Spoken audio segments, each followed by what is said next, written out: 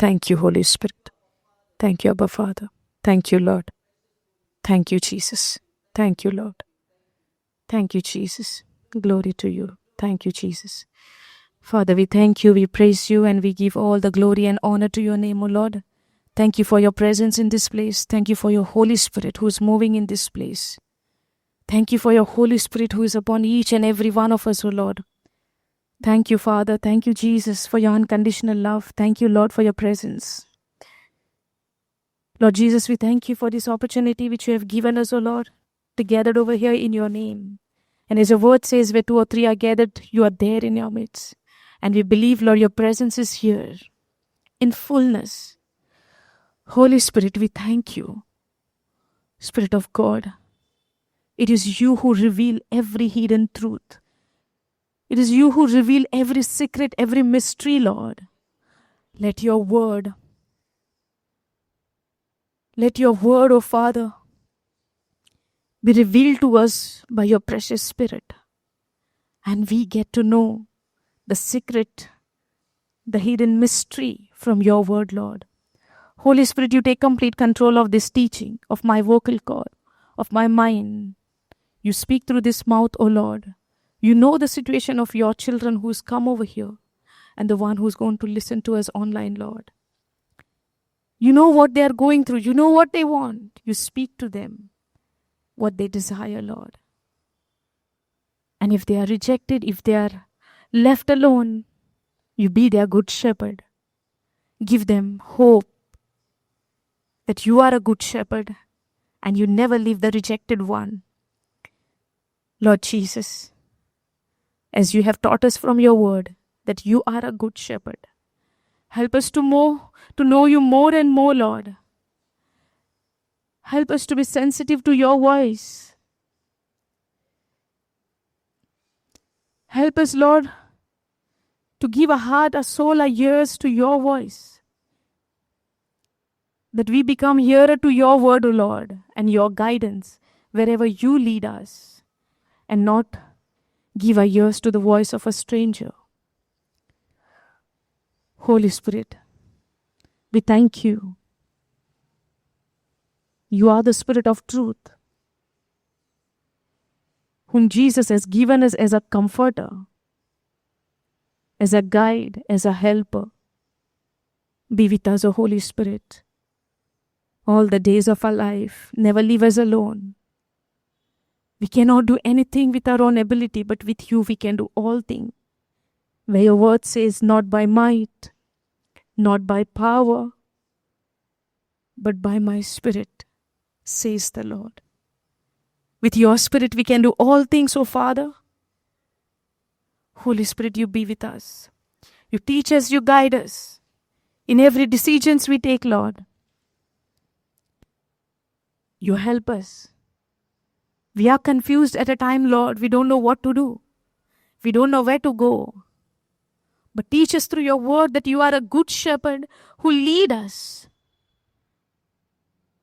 who guides us, who makes us lie down in a green pasture, that you lead us beside the still water. Make us walk behind you, O Lord. Make us lie down in a green pasture. Help us to deny the voice of this world and say yes to your voice and follow you by knowing that you are a good shepherd. Before we begin with this teaching, we surrender our hearts, our spiritual ears, our spiritual eyes, everything into your hand, O Lord, that now no enemy can take us astray, but we are led by you and not by the voice of this world. Thank you, Father. Thank you, Jesus, for this anointing right now, which you have poured upon us as we were worshiping you. Make us ready, Lord. Prepare our heart for this word, for today's message. And let this message of today's be like never before, but a life-transforming message, Lord. Lord, as we are gathered over here with an open heart, you feel us, you feed us, like we are a hungry sheep for you, Lord. That you feed us what you want to give us, because you know the best for us. Not an unhealthy food, but a healthy food, a spiritual food. Thank you, Holy Spirit. Thank you, Father. In Jesus' name we pray. Amen. Hallelujah. Let's be seated. Thank you, Jesus. Hallelujah. Hallelujah. Hallelujah. Hallelujah. Are you refreshed? Yes or no? What did we eat? The presence of God came upon us. Yes or no? The anointing of the Holy Spirit is resting upon each and every one of you. Hallelujah. Thank you, Jesus. And it's the matter of not feeling it, but it's the matter of feeling, or is it the matter of feeling goosebumps and all the electric current in your body, or it's about what? It's about believing. It's about believing. You might feel that goosebump, you might feel that current, but maybe you feel and she doesn't feel. Does that mean you don't have the anointing of the Lord? Does that mean the Holy Spirit is not upon you? It's the matter of we believing. आम्ही कितें सोत मानता तेजेर हा जोरी तर देवाचे उतर म्हणटा सोर्वेस्पराचो आत्मो तू म्हणटाय मोजेर आसा जाल्यार सोर्वेस्पराचो आत्मो तुजेर आसा, because you declare it from your mouth. It is not about I need to feel about it. It's not about I need to feel that current in my body. You might feel. I'm not saying no. But if you don't feel, that does not mean you don't have it. You got to believe it. We have to believe it. Hallelujah. Do we see in the life of Jesus when he was baptized in the river Jordan by John the Baptist? Yes or no? And when he came out from the water, heavens opened, the dove came, the Holy Spirit came in the form of dove and rested upon Jesus. Yes or no? And he was filled with the Holy Spirit. Hallelujah. He was filled with the Holy Spirit. And then later on it says, and he was led by the Holy Spirit into the wilderness to be tested. Have you not read that Matthew 4? He was led by the Holy Spirit for what? To be tested. Now we must be wondering why God wanted him to be tested. Yes or no? Why need to be tested? He is Jesus now. Correct now? Jesus came on this earth to teach us how to walk, by led by the Holy Spirit. Jesus came on the earth to save us, to deliver us, to redeem us, but at the same time to teach us how to walk in this anointing. Did Jesus feel goosebumps? Or he believed? The voice came, you are my beloved Son, in whom I am well pleased. Hallelujah. Today the Lord is telling you, you are the beloved child of the Most High God. You are the chosen generation. You are more than a conqueror. You are delivered. You are redeemed. The Lord is with you. He gave his only beloved Son for you. And when God is with you, who can be against you? Hallelujah. Thank you, Jesus. It is so much in the new covenant. It is speaking the promises of God over your life, over my life. But the matter is how much I am believing that I am loved. The most importantly is not that how much I love God, but it is how I understood his love for me. As long as I do not understand his love for me, I cannot even say that I love him. You cannot love him unless you understand his love for you. Jesus knew his Father's love for him. Jesus knew, you are my beloved Son in whom I am well pleased. He knew those powerful words which came from his Father. Because when he lived on this earth, he lived as you and I. He was 100% man, 100% divine. But when we say he is 100% man, he is just like you and I. Hallelujah. When God created, we'll come to the Good Shepherd, but let be led by the Holy Spirit, yes or no? Whatever he says. When God created this earth, when God created men, in the beginning God created men, yes or no?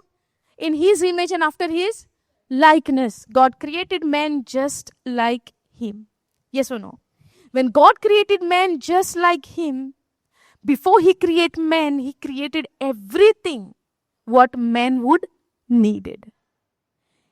God did not keep anything for men to complain about, I do not have this, I do not have that. Yes or no?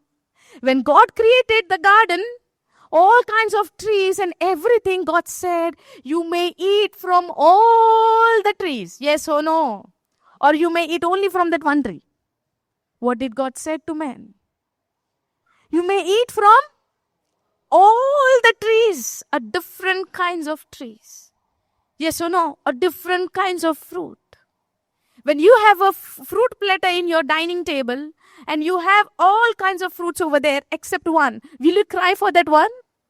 Or you would be satisfied in whatever you have and you will enjoy that fruit? Yes or no?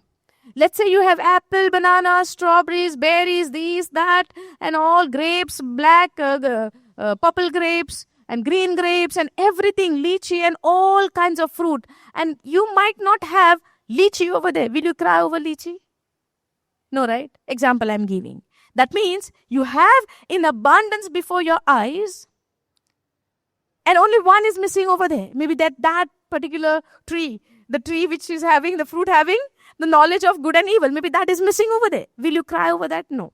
But God created everything and asked men to eat fruit from every tree of this garden, but except one tree that is in the midst of the garden. Yes or no? And that was the command of God. And man has to obey. What is the desire of the Lord for you and I? To obey his word. Yes or no? As God says, God does not require your sacrifices, but God requires obedience. Hallelujah. So when God created man, God gave him one command and gave him everything in abundance where there is no lack in his life. Does the scripture says in Psalms 23:1, the Lord is my shepherd and I shall not lack. Hallelujah. That means when God is your good shepherd, you shall not lack. In the beginning, when God created Adam, when God created man, God gave him in abundance and there was no lack in the garden. Hallelujah. There was no lack in the garden.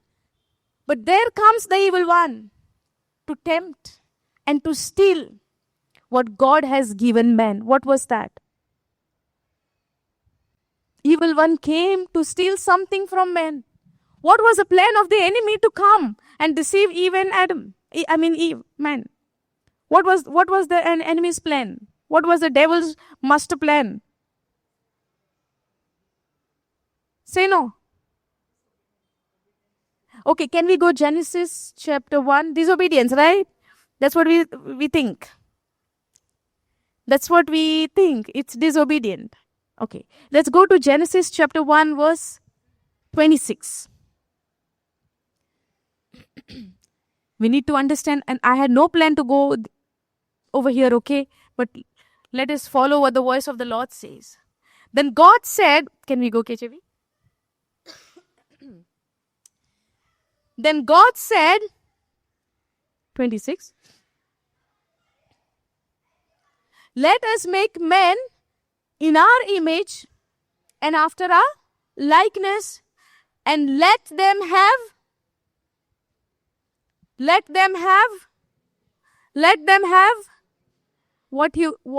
devil was after. Are you understanding? God gave men dominion over this earth. God gave men the authority over this earth. Dominion is authority. Are you understanding? God gave men dominion, the authority over this earth, where men could rule on this earth. Hallelujah. Reign on this earth. That is what God has given men in the beginning. Hallelujah. Are you understanding? And the command was given. So when you break, now in Romans 6:16 we see, to whomsoever you obey or yield, and you fall for that voice or that person becomes your master, and you become slave to that one. Hallelujah. So now when the enemy came and spoke to Eve, he came and he deceived Eve. That we all know the story. We don't go there in detail. Now we understand Jesus was led by the Spirit, right? We started from there. Matthew 4. Jesus was led by the Holy Spirit into the wilderness to be tempted, to be tested. Let's understand this. Now, does the devil came in the wilderness and now testing and taking the devil is taking, giving the words to Eve. In the Genesis we saw, right? How the devil came, how the Satan came in as a serpent. Yes or no? And gave the words. Now it is on man, on Eve, how she need to be responded to the voice. First of all, we see as a good shepherd. Let's connect everything. As a good shepherd, Jesus said, my sheep hear my voice, and the voice of a stranger they do not follow. Hallelujah. Now in the beginning, Adam heard the voice of God. Yes or no? Eve also must have heard the voice of God. Yes or no? They were there. We don't know how many days God was coming and communicating with them, and after how many days this happened. Hallelujah.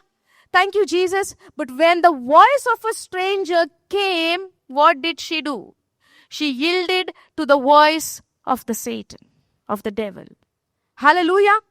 And when she yielded the voice of a Satan, of the serpent, there comes an action for that voice, what she heard. Are you understanding? There comes a voice for us as well. Hallelujah. Within yourself, if somebody do something to you, if somebody, reacts something to you or does something to you, there comes a voice inside of you to reply to that person, to react to that person, yes or no.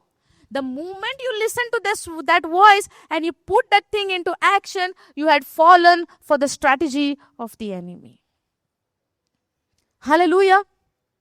If you are feeling sick or some pain in your body, and now you're experiencing that pain in your body, the voice of a shepherd tells you, by my wounds you are healed. Speak my word.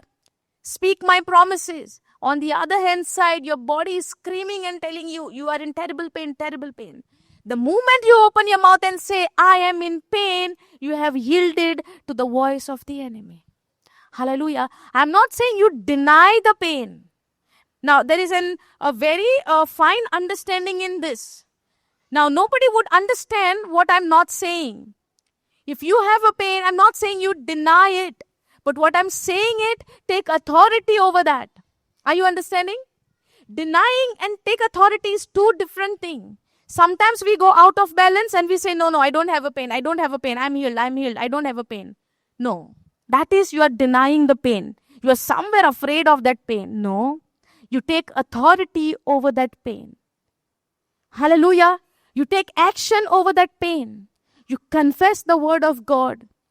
You declare the authority what God has given to you over that pain. Hallelujah. Example I'm giving you. Yes or no? Now when the Eve heard the voice of Satan in the garden, she yielded to the voice, and then she looked unto the tree.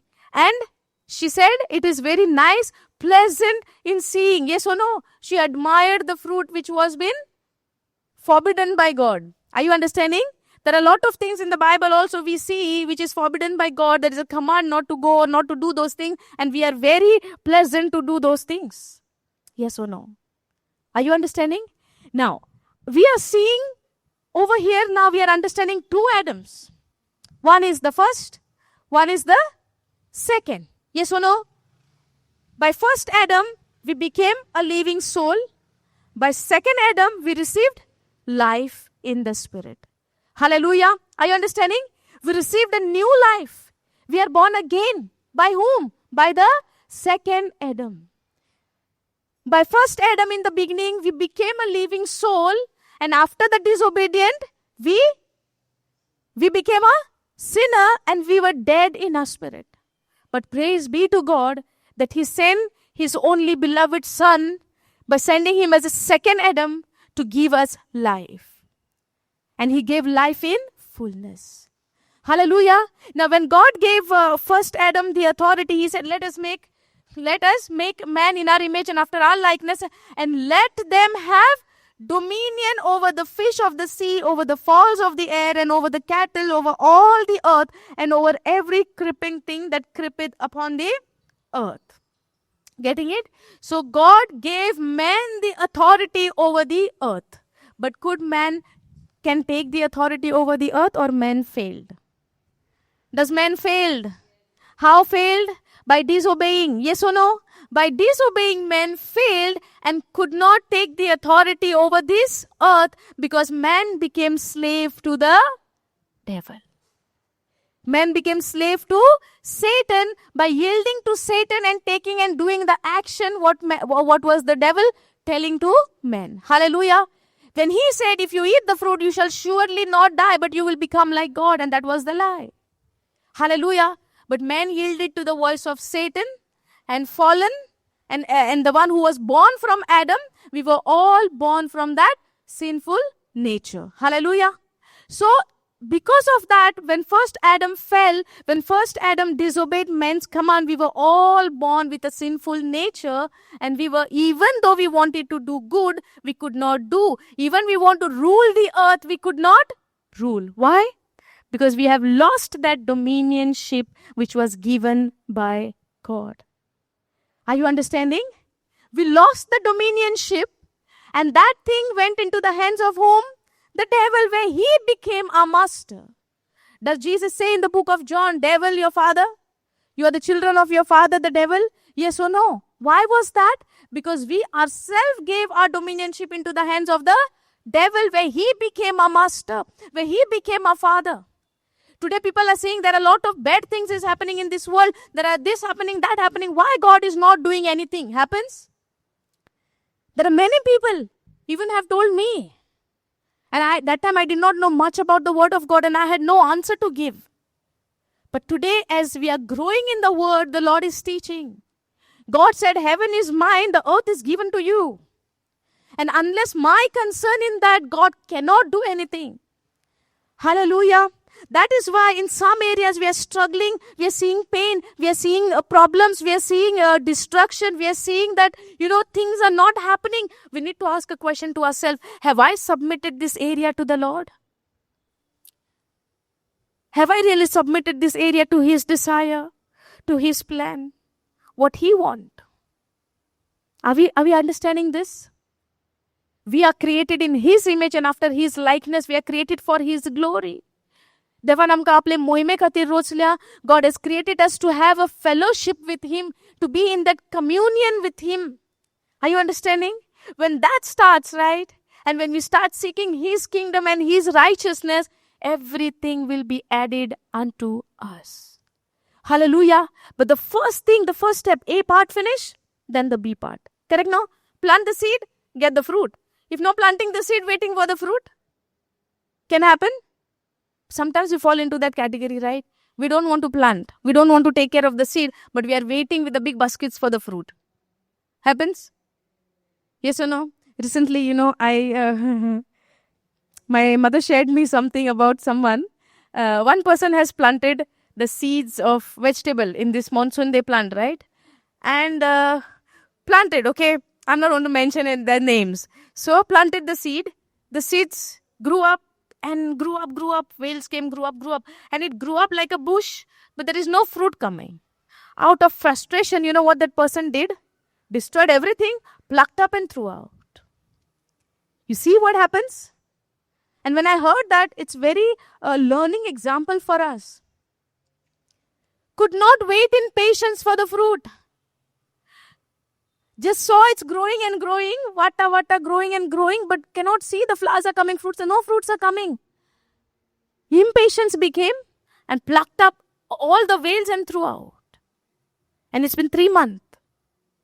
That person was taking care of those things and waiting for the fruit did not come plucked up. This is exactly what we do in our life. Yes or no? This is exactly what we do in our life.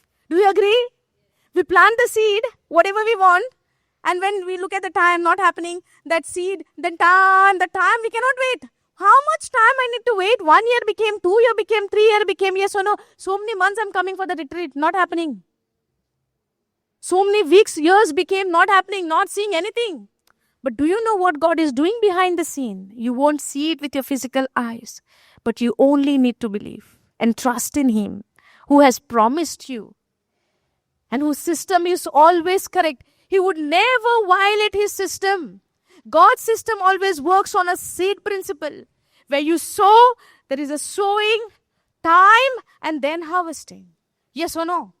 Now, even about coming of the Messiah, God has planted the seed when? In the old covenant from the beginning. Yes or no? Even to Abraham, He has promised about this seed. Yes or no? But it took so many years to manifest that seed in the new covenant. Without sowing, nothing can come out. What you and I need to do is to sow the word of God in our heart.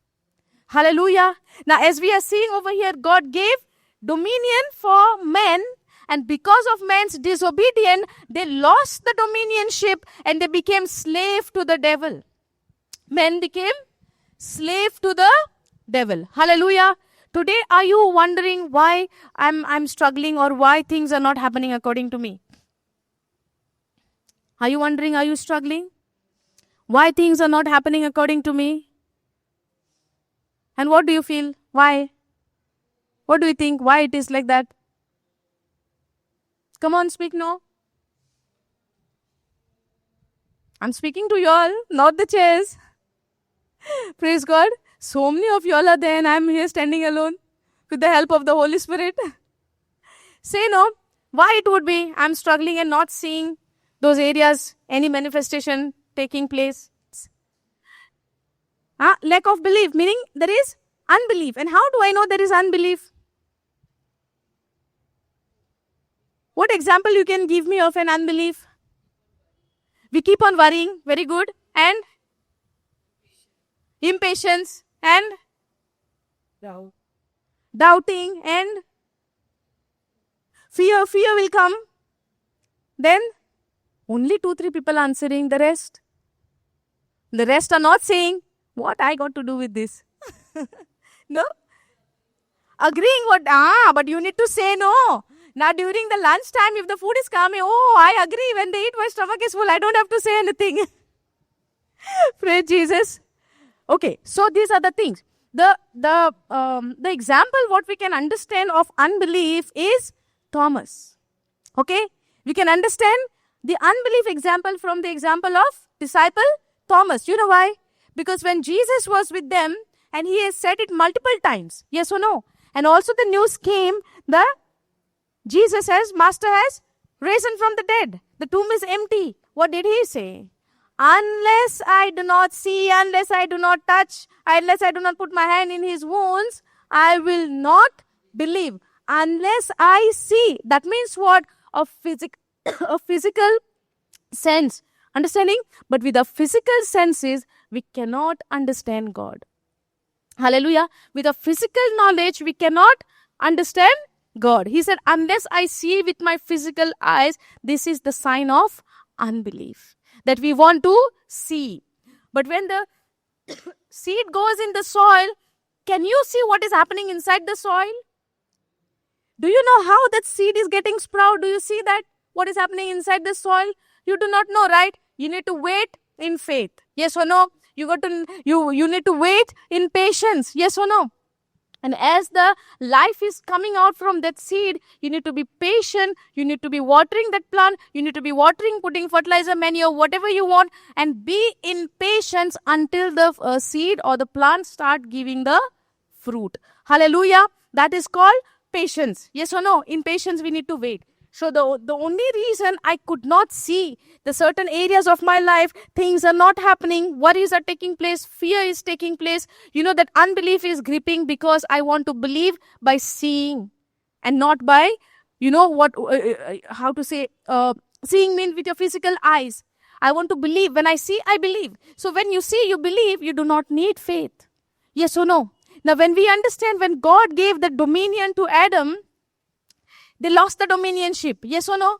They lost the dominionship by yielding to the voice of the enemy and putting that, whatever they heard, putting that into action. Now there comes in Matthew, like how we have started in Matthew 4, that Jesus was anointed. He was filled with the Holy Spirit, led by the Holy Spirit. And now when he was led by the Holy Spirit, he went into the wilderness. There came a testing for him.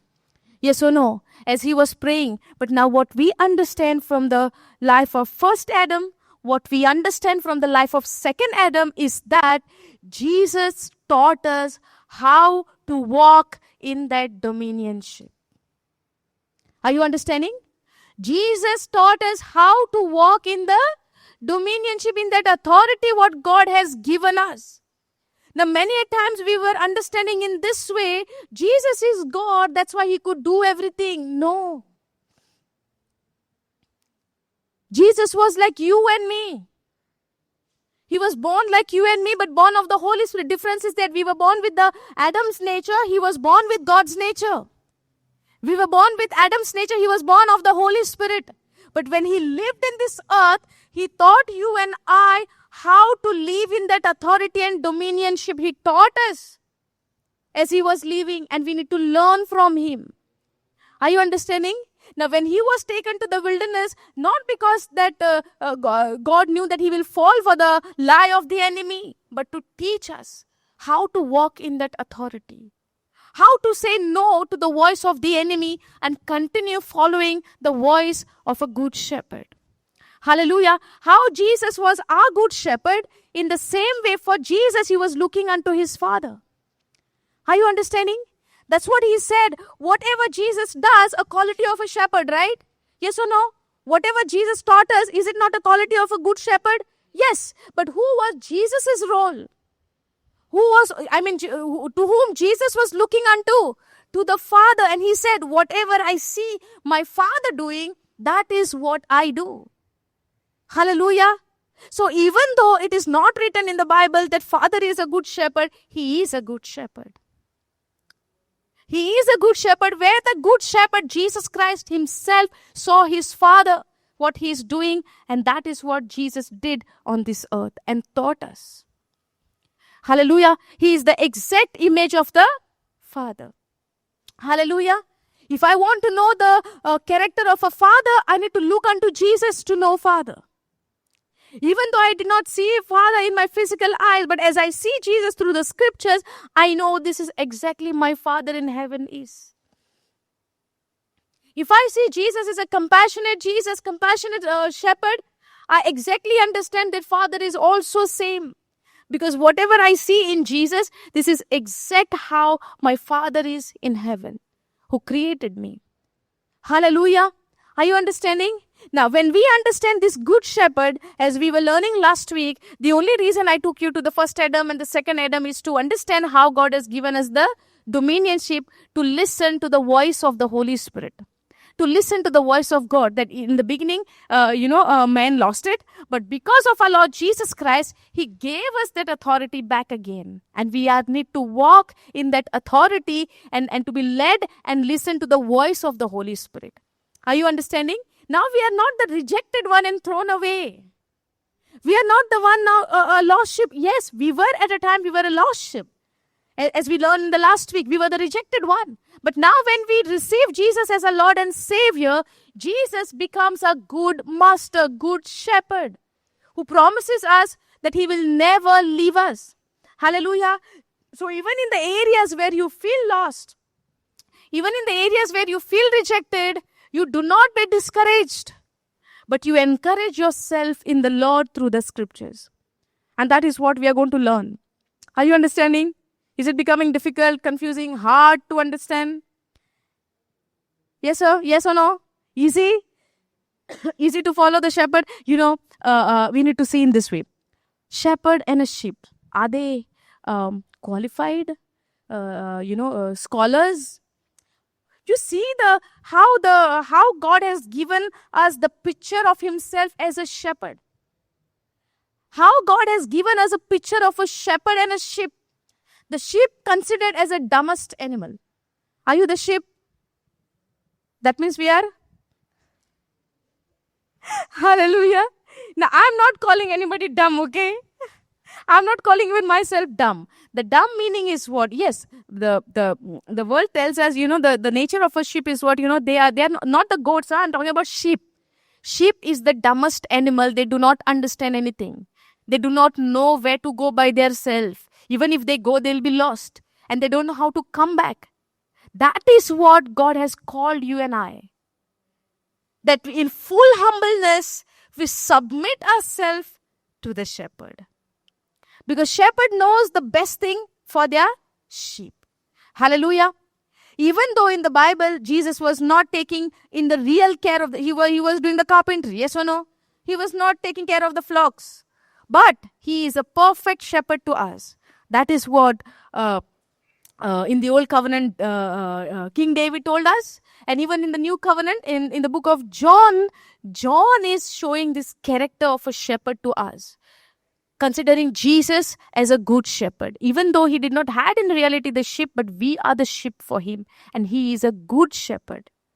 Are you understanding this? So when it comes to shepherd and sheep, that sheep is a dumbest animal. That means he is a very, like a small child, does not know anything, does not understand anything, cannot guide himself or herself, or cannot guide themselves, but they are the dependent on their shepherd.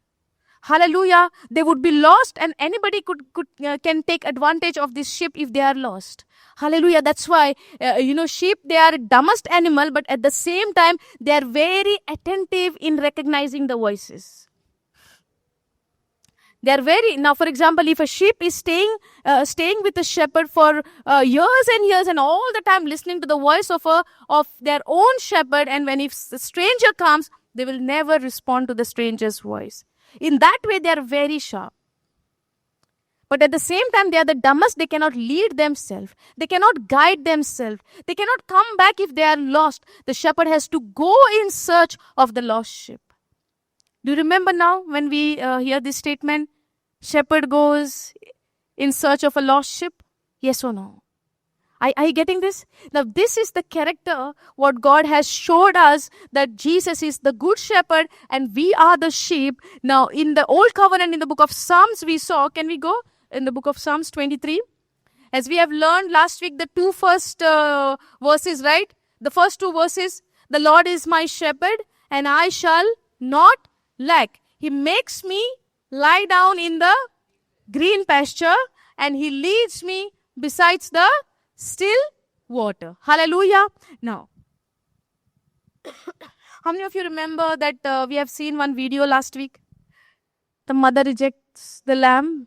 Have you all understood something in that? Did you all understood something in that video? Can you give little points what you have understood? You remember no the video? Okay, कितें समजून आयले त्या व्हिडिओंतल्यान? भुरग्याक धांडायता, मामी भुरग्याक धांडायता, लागीं काडना, पयस कोता. Okay, आणि कितें? What else? The mother rejects the own baby and does not take the baby close to her and completely. And once the mother rejects the baby, right, she never takes that lamb again. That baby, she does not take it back. Then what else we understood from that? We too are rejected by the people. Exactly. So we too are rejected by our own people. So when we look unto that lamb, we look ourselves over there. Yes or no? We look ourselves over there. Anything else? In spite of being rejected also, we listen to the voice of the shepherd and we know that that's a good shepherd who will take care of us. Okay, so when the baby is rejected, the baby knows that there is a good shepherd. But for that, the good shepherd needs to come and picks that baby up. Hallelujah. Are you understanding? Now, what we have learned from that video, like our brother said, the baby is rejected by the mother. That means we are rejected by this world. There are a lot of people, all of us, in fact, some they accept it, some they do not accept it, but somewhere in our life, we all go through this trials or the, hardship, we can say, the hardship of rejection. Hallelujah. That is the major things what we are going through in our life, that we are rejected. Yes or no? And in that rejection, we think that nobody is there for us. But the good news is, as I said, there is a mystery in that. You remember last Sunday I said there's a mystery in that where something good is happening. If you are rejected, you need to rejoice. Yes or no? I remember I said when we are rejected, I need to jump, I need to rejoice. And some was wondering, why should I rejoice? Why should I jump? You know why? Because the shepherd comes to pick you up now. If you are not rejected, then how he will come and pick you? I did not come for the good people, but I come for the sick one. I did not come for the righteous, but I came for the sinners. Yes or no? So I came for the rejected one to comfort them, to feed them, to give them life, to give them bath, to take care of them. Hallelujah. That is the work of a good shepherd. And last Sunday, we have learned on Burma lamb. I don't know how many times we just went and watched that video again. I do not know. But last week, we have learned on that the name of that rejected lamb is a Burma lamb. Understanding? Now, this Burma lamb is a rejected one, and that is all we learned. Those who have not watched the video, you all can watch it, the last Sunday video. But today, we are going little ahead now. So when you are rejected, you are taken by the shepherd, the good shepherd. And that is a good news for you and I. Hallelujah. So when you are rejected, you are taken by a good shepherd. And now over here he said, the Lord is my shepherd and I shall not want. Now over here, more than the example of a shepherd and a sheep, more than David, who can give us? Are you understanding? Now David, the beautiful psalm, in the whole book of Psalm, the beautiful psalm, the wonderful psalm, the God-dependent psalm is Psalm 23 for you and I. Hallelujah, where it says it is the smallest thing, I could by heart it, I could do anything, but the main part is I need to have a revelation through that, because throughout your life, when you make him your own shepherd, he takes care of you in every area of your life. Hallelujah, you would be never in lack in anything, because he leads you, he takes you, he makes you lie down. Now when we say the Lord is my shepherd, when you make him your own personal shepherd, you will be led by him. Hallelujah. Now when we see, in the eyes of this world, being as a shepherd would be a very, a smallest thing to do. Yes or no? Being as a shepherd, and somebody's taking care of the flocks. Is it a hi-fi job where you can be, say, like a highly to speak about? Is it something like that to speak highly about it? But unless you become a shepherd, you will not understand who is your good shepherd. Are you getting this? Unless you know the part of a good shepherd, you will never understand what a shepherd can do for us. Now, in the new covenant, we see Jesus is the good shepherd. Yes or no? John chapter 10 tells us that Jesus says, I am the good shepherd. Are you getting this? I am the good shepherd. Now, see in this way. Now, when Jesus was there, Jesus never took care of the flocks in his life over there when he was living on this earth. Yes or no? But John writes how? Jesus is a good shepherd. Now he gets this from where? John gets this from where? He see even how in the old covenant David is illustrating about the good shepherd. Are you getting this? Now in the beginning also we saw when Moses was chosen by the Lord, he was a shepherd man. Yes or no? He was taking care of his father-in-law's flock, and over there God spoke to him. The voice of my people has come to my ears. Come on, you need to go back there. Yes or no? And when Moses, the word came to Moses, what did Moses say? Okay, tell me when to go. Now I will understand how much you know about Moses. What happened there? Can anyone tell me? Say no, brother, loudly. You know so much of the word. You need to sit in front, I will be more encouraged by you. Okay, tell me. When the word of God came to Moses, 1 second. When the word of the Lord came to Moses, Moses is very excited. Oh, the Lord spoke to me from the burning bush. Lord, tell me when to go. Is it? What happened? I cannot? I cannot speak. That means God did not know that he cannot speak. Then what happened? Say, I will speak. Yeah, even though that way, but Moses has to speak, right? Now Moses was focusing on his what? On his incompleteness. Yes or no? I cannot speak. How can I go there and speak in front of whom? In front of people? In front of whom?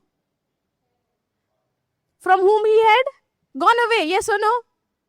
He knew the authority and he knew the power of the Pharaoh over there in Egypt. And now God is telling, go there and you speak on behalf of me.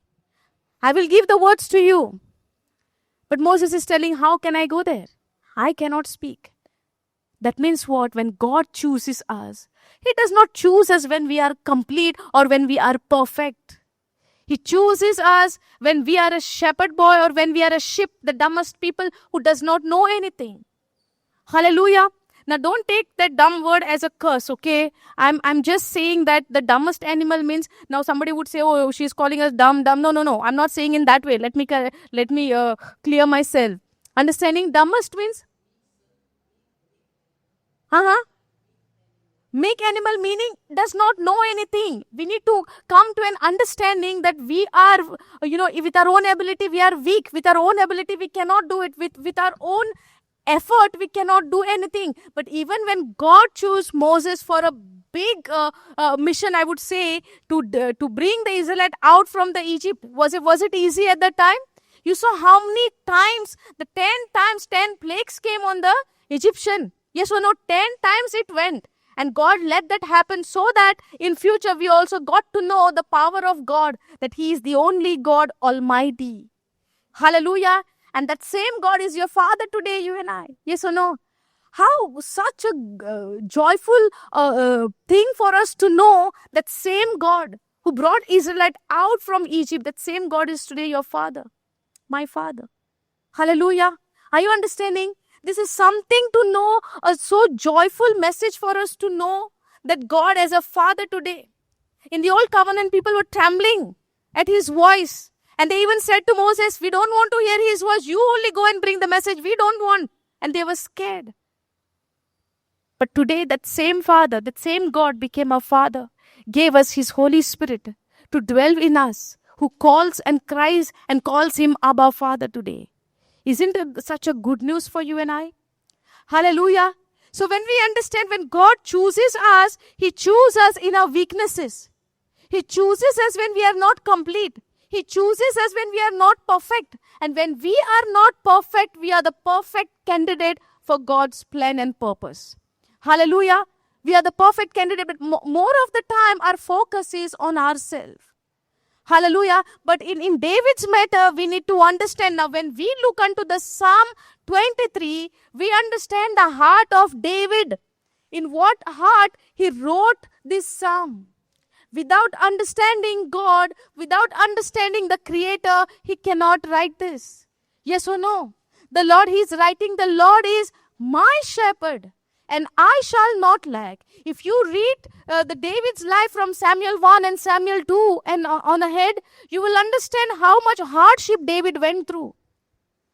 Hallelujah. How King Saul was behind him. How he went in for the battles all the time.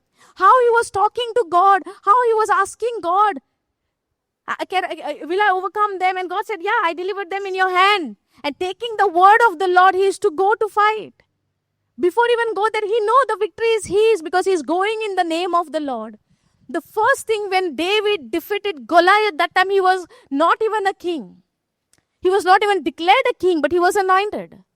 Are you understanding? But he was not even declared a king at that time. He just went there on the obedience of his father to go and find out what is happening with his brother and give some bread and come.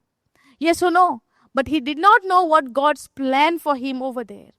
He came in the eyes of King Saul at that time. How? He defeated Goliath, which looks like impossible to the Israelites. Hallelujah. Because Israelite already, the army and King Saul was in fear. And the more we get into fear, the more enemy is coming towards you. As I explained it before also when we were studying on David and Goliath. Do you remember that? The more you in fear, the more enemy coming and, coming closer and closer to you.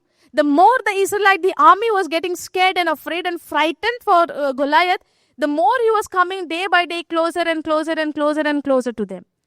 And if you go and read in Samuel 17:18, you will see over there. Hallelujah. So when David was sent there, the beautiful thing what we understand, he could say, the Lord is my shepherd and I shall not want. He also say, when I walk through the valley of the shadow of death, I will fear no evil, for your rod and your staff, they comfort me. Hallelujah. Now, he is also speaking about what? The fear, the darkness, the sickness, the trouble, all kinds of situations in our life. But he says with confidence, I will fear no evil. The rod of my good shepherd, the staff of my good shepherd, they comfort me. Look at his confidence without experiencing the protection of God, without experiencing that might of God, without experiencing his love for him. Can he write this psalm for us? It is not just a singing psalm for us. This is a mystery. We are not yet there, but we are just starting with it. Knowing Jesus as a good shepherd and how much comfortable we can be in his presence. Outside there can be a mess, outside there can be a chaos, outside there can be a storm, but within you, you are at rest because you are following your good shepherd. Hallelujah. We have moved from last Sunday to this Sunday in learning that last Sunday we were learning of what? We are the rejected one, and now we are picked up by a good shepherd. And now we are into the hands of a good shepherd. Are you understanding?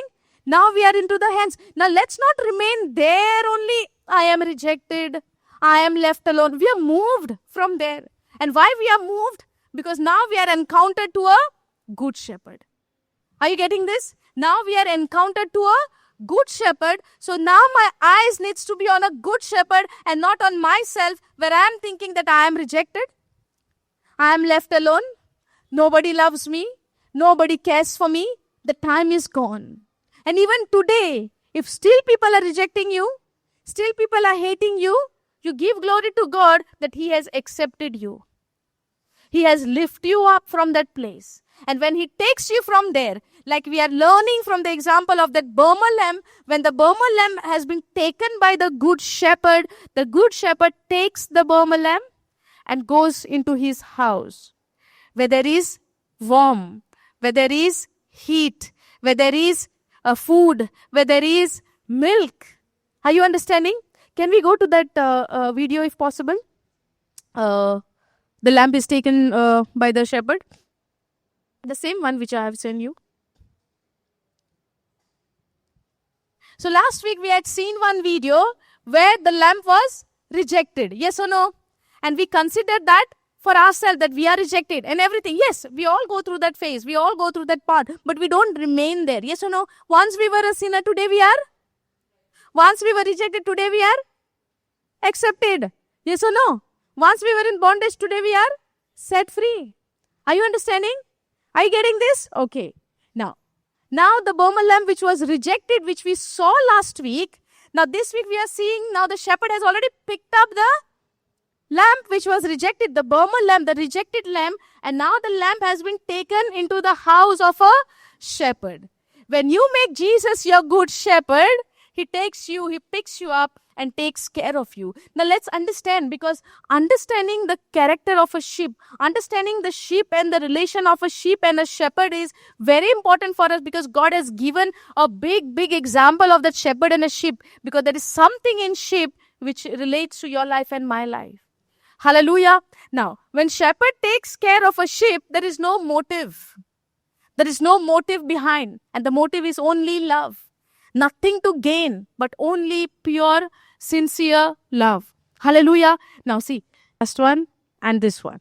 Last one we saw the same baby lamb which is grown up. We saw that baby lamb was rejected. Yes. And we considered that rejected lamb is you and I. And in search of that, Jesus came and picked us up. Now, adjust how this woman, she has picked that rejected lamb, took the lamb in her home, took care of the lamb. There are more videos on this. So, took care of the lamb, feed them and everything. But did you see the bonding of that sheep and that woman? Did you see that? Now, why that happened? Now, when the woman is there, the sheep is not going to the other sheep, but the sheep is coming to whom? To the shepherd, the one who picked her up. That is something what we are learning from that. We might be rejected, we might be broken, we might be left alone, we might be anything in our life. But the good part is when the good shepherd comes and picks you up, he gives all of his life to you and I when we are rejected. And when the beautiful thing what I saw in this video is that the sheep when grew up, the sheep runs to the shepherd and not to the other flock, but comes to the shepherd who took care. Are you understanding that? The sheep is coming to the shepherd and they say every sheep is unique. All of us, we are unique. Are you understanding? Now that is how beautifully God has shown that we are a sheep and he is a good shepherd. Hallelujah. So when we saw that, we see how God has picked us up. Jesus has picked us up and given us a new life. When the baby is rejected, the baby is in need of a milk. When the baby is rejected, the baby is in need of a comfort. Yes or no? When the newly baby is born, does the baby need a comfort? If you leave the baby alone, baby will not cry. But when somebody comes and embraces that baby, takes care of the child, will that child forget ever the one who embraced and took care of the baby? Never. In the same way, in our life, when we were rejected, Jesus came quickly in search of us.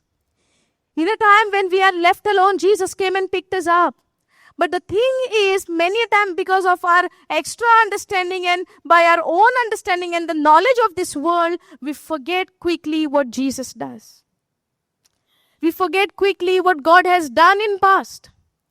We forget quickly because that fellowship, that bonding has not yet been fulfilled and completed. And that is the labor for you and I. And where Jesus said, you have to be in fellowship with me. He wants that knowing, having that intimacy with him, that we no longer listen to the voice of a stranger, but we constantly hear the voice of a shepherd who picked us up and took care of us. There is no man in this world can understand us better than how my good shepherd can understand me. Are you understanding this? Now when you see here, when David is saying, the Lord is my shepherd and I shall not lack, I shall not want. And David, when he writes this, if you go to 1 Samuel, can you go 1 Samuel? Go 17.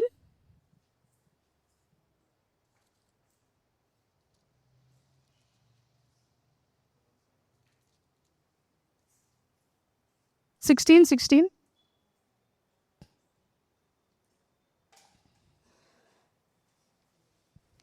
In 1 Samuel 16, we saw that Samuel is going to Jesse's house to anoint the son of Jesse. Now, what was the plan of God, whom he wanted to anoint? For David, right? But see, when Samuel goes to Jesse's house, we can start from 6th verse. I'll read the first verse first. And the Lord said unto Samuel, how long will you mourn for Saul, seeing I have rejected him from reigning over Israel? Fill your horn with oil and go. I will send you to Jesse the Bethlehemite, for I have provided me a king among his sons.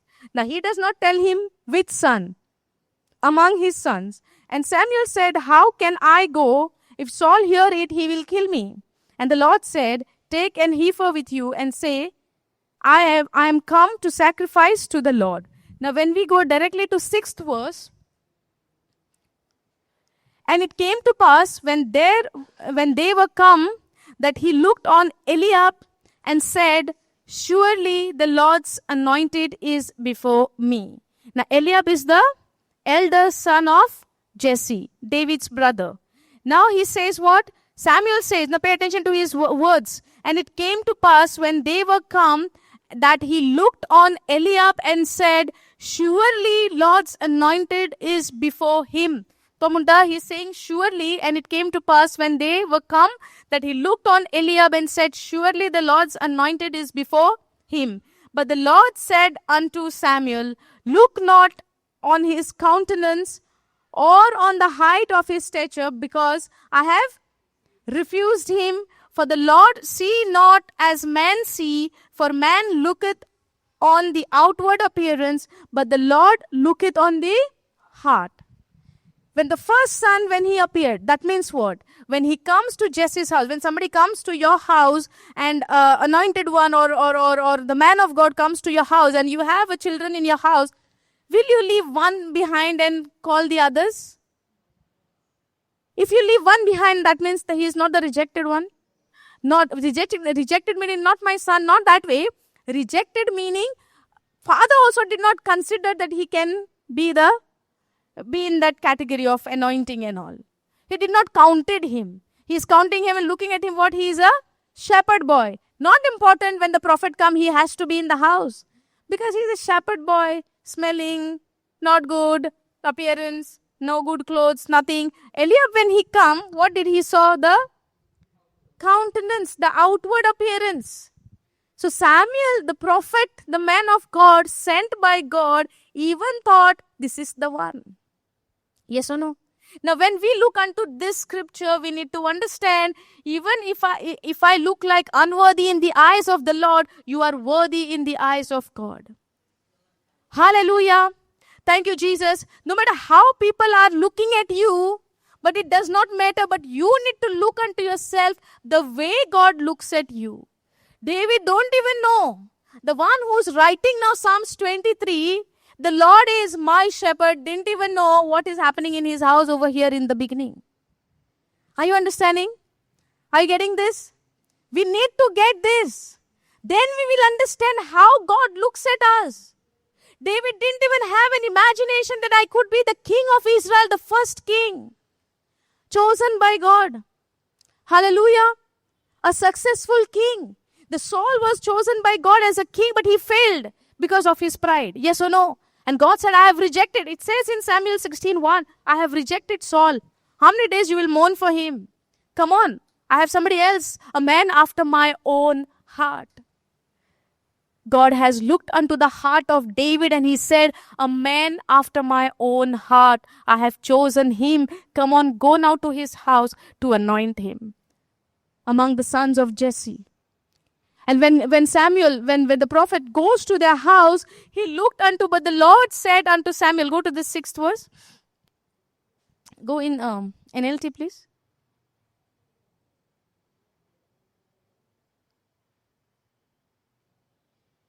And when they arrived, Samuel, when they arrived, they means who? The sons of Jesse. But David is not there. Supposedly he should be there, right? But was he rejected for that part? Yes or no?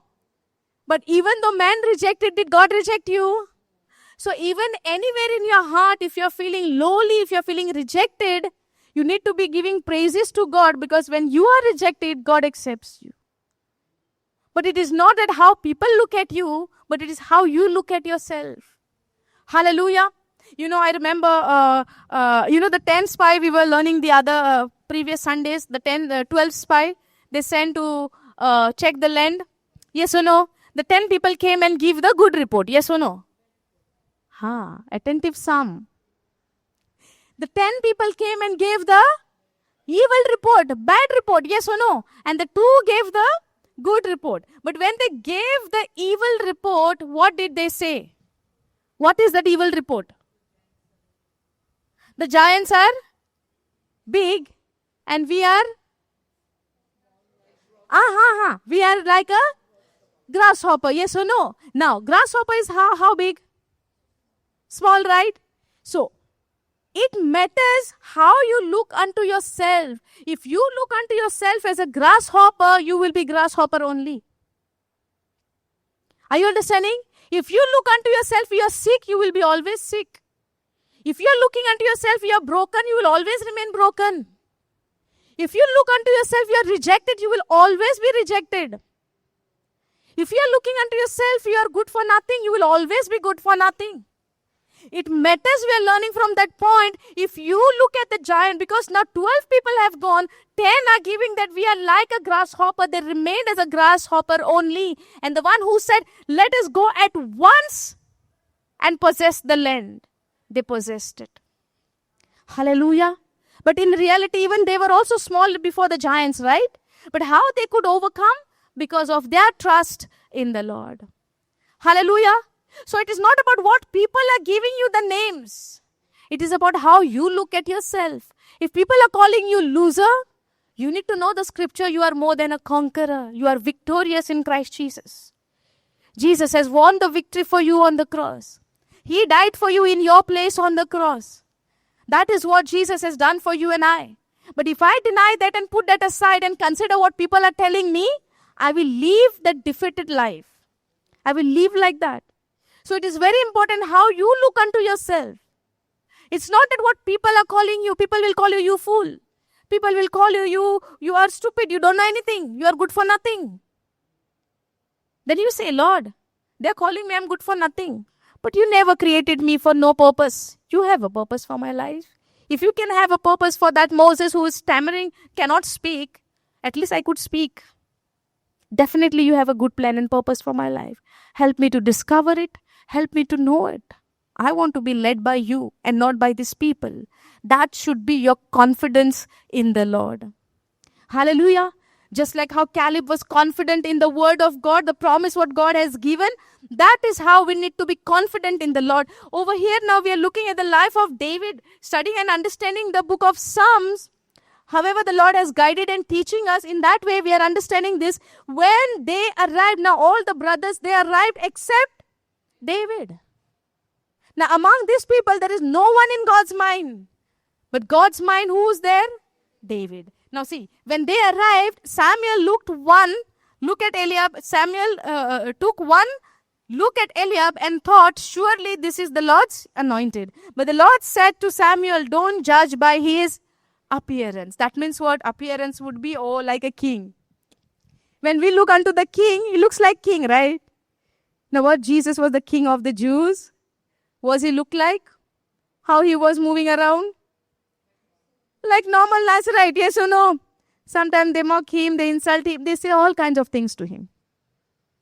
Yes or no? But was he the king of Jews? Was he the king of the world? Was he your king? Is he your king? He's my king. He is my king. He is my Lord, my Savior. But he never lived his life in that authority over people. But he served us with love. Hallelujah. Over here also we see that even the Samuel thought that Eliab, because he saw his outer appearance.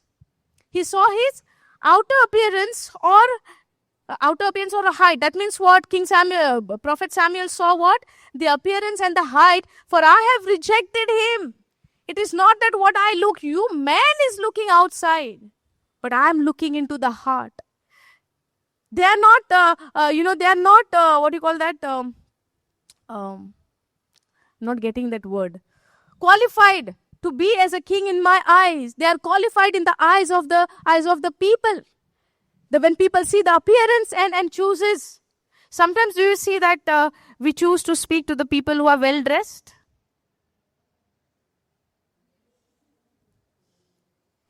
If somebody is very well dressed and someone is very poor, no proper clothing, and also maybe they're smelling or something like that, with whom you will prefer to go and talk?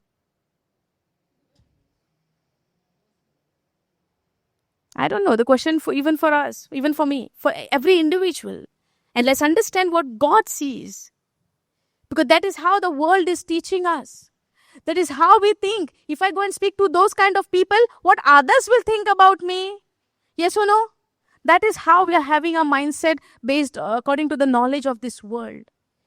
But when we follow the Good Shepherd, the Shepherd teaches us how to be humble, how to walk in humility, how to accept others, the one who is also broken. Now over here we see, the Lord said to Samuel, don't judge by his appearance or height, for I have rejected him.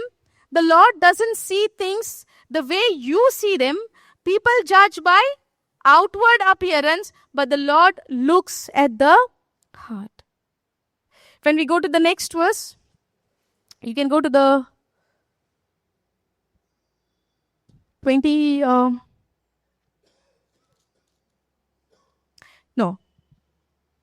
Go to the 8, we'll start 8. Then Jesse told his son, Abinadab, to step forward and walk in front of Samuel. But Samuel said, now who is guiding, who is telling, who is instructing? Jesse. But even one thought did not come in his mind that I should call the youngest son David also to be part of this. That means what? Somewhere he was kept aside, rejected. Yes or no? But did he bother? Did he bother about that? Did he even care what is happening in my house? He is enjoying where? The best understanding of a shepherd and a sheep, more than David, nobody can give us as a person. You know why? Because he is the one who understood when he was taking care of his sheep, he was very protective about his flocks. That's where he says when he go to, fight with Goliath, before that King Saul is asking him, how will you be able to go and fight? Then he said, what is this? This is nothing. You know what is happening in the wilderness? When I'm taking care of my flocks, out of the mouth of the lions and the bears, I took them out by tearing their jaws apart. That is what David experienced in the wilderness when nobody saw. That is how, when the journey continued of David's life, where he was first a shepherd, then he became a king. Yes or no? First he was a shepherd boy, then he became a king. But when he became a king, or also after that, he saw how Saul was after him. He hid himself into the cave of En-Gedi. Then one more cave. There are 2 caves. He hid himself over there, where Saul was almost there to kill him, where Saul was almost there to finish him. Yes or no? But there also God showed himself up, where he could cut his robe. You remember that? He cut Saul's robe, and Saul was almost in the hands of David, where David could finish him. But David said, I cannot touch the anointed one of the Lord. He kept the commandments of God, where the commandments were given. You cannot touch the anointed. Anyhow, however the Saul was living his life, but David always lived a humble life. Understanding God's heart, understanding God's ways, understanding God's authority. And when he understood that, then only he could write for us Psalms 23. The Lord is my shepherd. It is time for you and I today.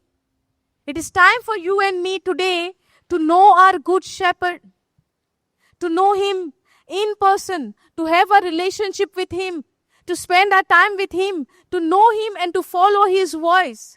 There would be a lot of voice now. If I would say there is a voice of the Lord, there is a voice of the stranger. Yes or no? Whose voice are you going to choose? Huh? Lord's voice? Is she saying correctly?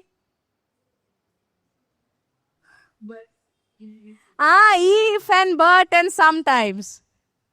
Yes or no? If we are always following his voice, do you think we are going to be sitting over here right now? Do you think we would need this Bible anymore then? Are you getting this? Every day we are learning. Every day we are growing in the Word. For what? To build our relationship with him. Every day we are spending time with the Word. Why? To spend our time with him. To know him in person. To know him more and more. Yes or no? When we see the life of Jesus in the beginning. Okay. How many times in a day, in a night, he used to go to the wilderness to pray? Yes or no? Even the disciples wondering, where is he going? Did your family ever wonder where you are going? That means you are not praying, huh? Your family ever asked you, where are you going? Where are you going with the Bible? Never asked, right? That means what? What I should understand by that? Hallelujah. Okay, fun apart. Let's continue. Okay, then Jesse told his son Abinadab to step forward and walk in front of Samuel. But Samuel said, this is not the one the Lord has chosen. Now next Jesse summoned Shimea, but Samuel said, neither this the one Lord has chosen. In the same way, all 7 of Jesse's sons were presented to Samuel, but Samuel said to Jesse, the Lord has not chosen any of this. Now all the sons, finish. Now what? Called the rejected one. So are you rejected? We need to be rejoicing in our life because God always picks up the rejected one. Are you understanding now? Are you getting this? Because if we are very excited about Psalms 23, right? We need to understand what has happened to David in the beginning. Because he is the one who wrote that psalm. Without the revelation from the Father, from God, he cannot write this. Yes or no? The psalms are, we are very much Sunday church, Sunday mass, we are singing and dancing, singing. Very good. No problem in that. But how much am I understanding that psalm? What is that heart behind writing this psalm? What is that understanding and the love and the passion and the zeal for David to write this psalm? The Lord is my shepherd. Are you getting this? You know, he was the one who was rejected. Now over here it says, and it's very clear, in the same way all 7 of Jesse's sons were presented to Samuel. But Samuel said to Jesse, the Lord has not chosen any of this. No one from them. Now who else is remaining? When God's eyes is on you, there is no one can stop that. Even if you're living in the dark, right? God can pick you up and come there with His light to shine upon you. Hallelujah. It's not that when you are sitting in the darkness, when you are full of darkness, you are crying, Lord, Lord. Trust in that good shepherd. There He comes with His light to shine upon you. Hallelujah. No matter how many times you have been rejected and thrown out in your life, when that happens in your life, you are rejected, it is a reason for you to rejoice because whatever is there before you, whoever is there before you, they are all rejected. Not this one, because whenever you try to exalt yourself by your own, you are always been put aside. Because God exalts the humble. Hallelujah. Now, then Samuel asked, are these all the sons you have? Look at this. Now, there is still the youngest, Jesse replied. But he is out in the fields watching the sheep and goats. Send for him at once, Samuel said, and we will not sit down to eat until he arrives. Look at the respect and honor for the one who has been rejected, kept aside by the family, where the prophet is saying, the prophet of God is saying, we will not sit down to eat until he comes. And that rejected one is you and I. Hallelujah. Where the full honor is for you. But in that case, I need to be in humble heart. I need to be in that submissive heart. David does not bother what is happening, why they have not called me, Now, before he leave the house, I understand this way, okay? He must have seen, right? They're getting ready. Something is happening in the house, preparation, but nobody is calling him. Early morning, he had to go with the flocks, right? And these brothers are getting ready. Everything is something different is happening, not like every day. Now, he must be knowing from people also. Prophet is come and he's going to come to my house. But I have been not told that. Nobody asked me to stay. Nobody considered me. He should have sit in the wilderness and cry, right? And then what to do? We'll see what happens when he comes. Go down, brother. So Jesse sent for him. Where is that? So Jesse sent for him. He was dark and handsome with beautiful eyes. And the Lord said, this is the one, anoint him. So as David stood there among his brothers, Samuel took the flask of olive oil he had brought and anointed David with the oil. And the Spirit of the Lord came powerfully upon David from that day on. Then Samuel returned to Ramah. Did David grumbled about it? Did David complained about it? He just came. And the moment he came, he did not even go for bath. He did not even go to change the clothing. Nothing. Just as a come from outside, taking care of the flock, maybe smelling very good. In that way, God anointed him. Because God said, I do not look from outside, but I look at the heart, a man after my own heart. And this man wrote us about Psalms 23. Now when we go to Psalms 17, go.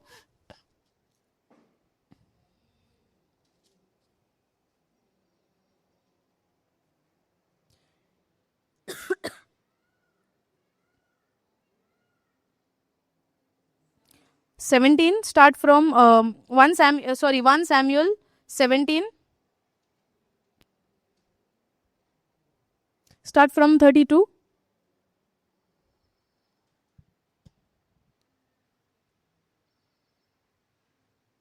Now, this 1 Samuel 17 starts from where? Where father is telling him, go and find out what your brothers are doing, where they are in the battlefield. Okay, where the Goliath was there, and the Israel army had to fight with the Goliath, and Goliath was challenging the Israel army. That we all know. So many times we learned about it. Now what we are seeing over here is, when David reached there on the command of his father to go and check his brothers. Now the brothers were chosen to fight for the army. But when David was sent over there, he was already anointed in where? 1 Samuel 16. Powerfully what came upon him? How many of you all have paid attention? Powerfully something came upon him. When Samuel anointed him, powerfully Holy Spirit came upon him thereon. Since then, yes or no? But now when David was again, war is going on, David was not sent over there only to fight. But father sent him for what? To go and check what your brothers are doing and deliver this food and come back, bring the report. But when he reached there, he heard the enemy is challenging to the Israelite army, the army of a living God.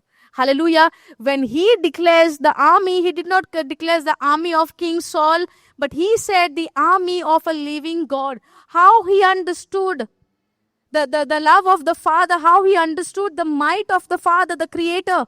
Are you getting this? That's where he says the army of the living God. And now he's saying he's about to go and fight to the Goliath. Now he's answering to the King Saul, don't worry about this Philistine. David told Saul. What did he say?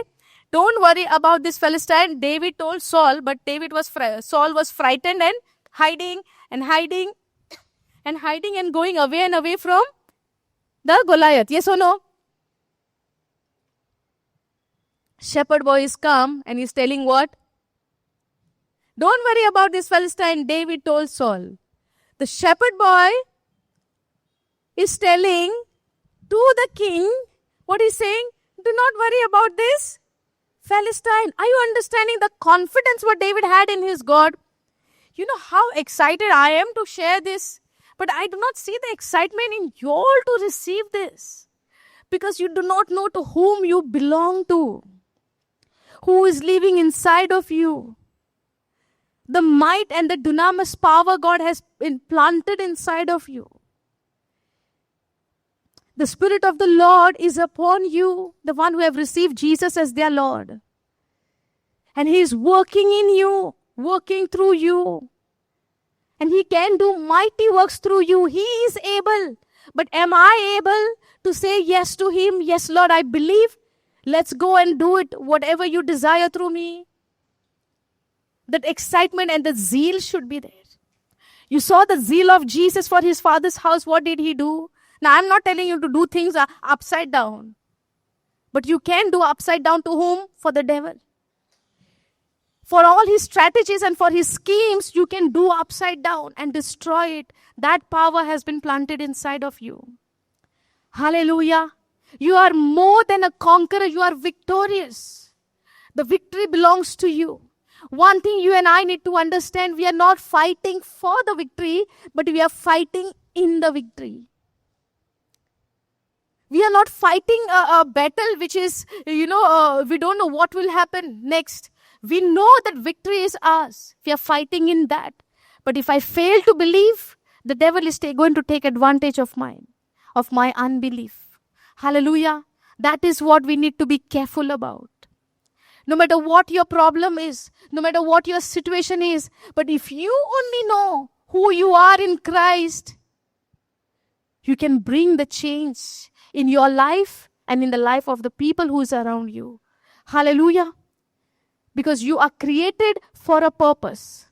God has designed you, made you, and sent you in this earth for a purpose. Hallelujah.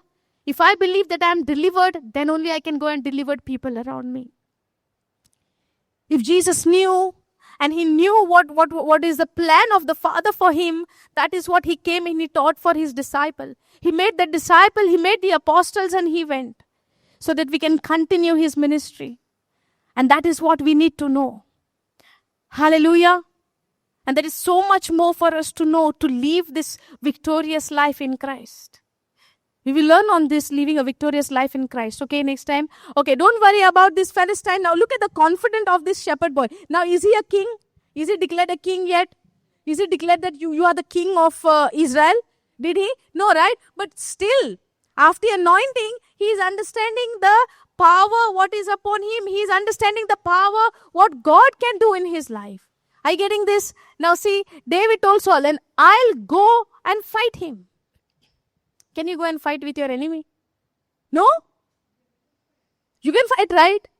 With jadu and everything? Hockey stick?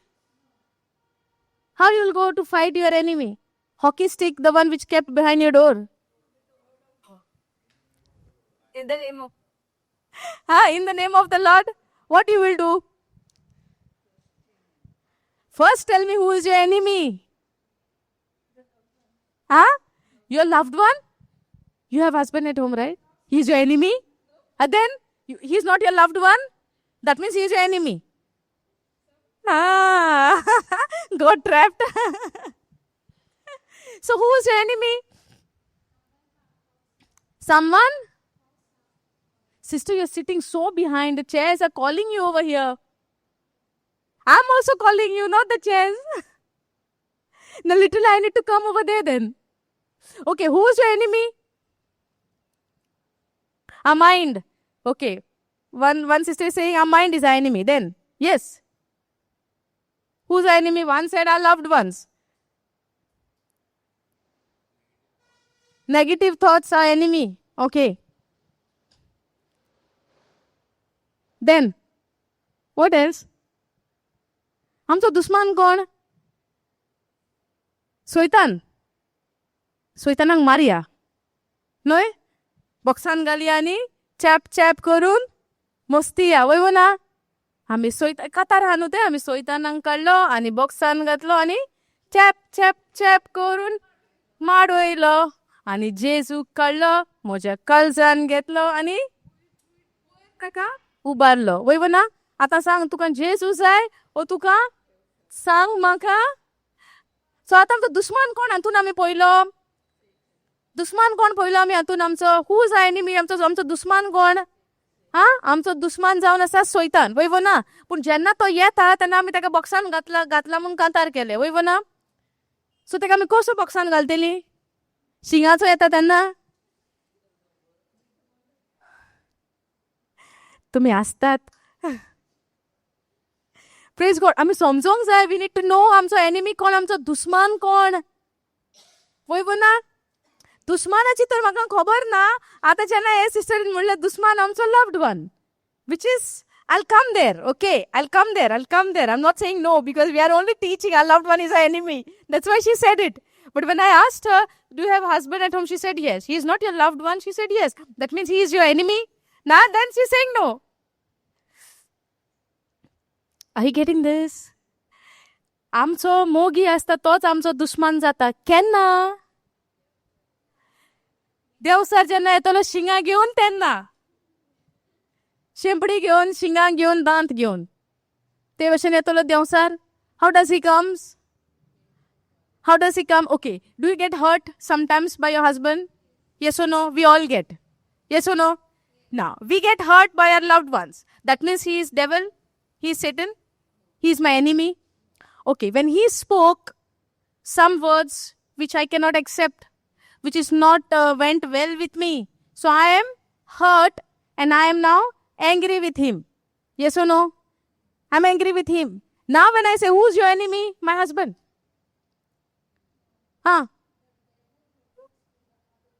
So the devil went inside of him and spoke to me. Then how is it? Devil went inside of him and spoke to me. Yes or no? But do we get hurt from our loved ones? We get hurt. Especially when केन्ना आमकां दूख जाता आमचे मोगाचे मनीस आमकां कितें म्हणटा तेन्ना आमी रागार जाता वो केन्ना आमकां दूख जाता. When that happens, I mean what they say and then we get angry or get upset or hurt feelings. When we are expecting something, getting something else. Yes? For example,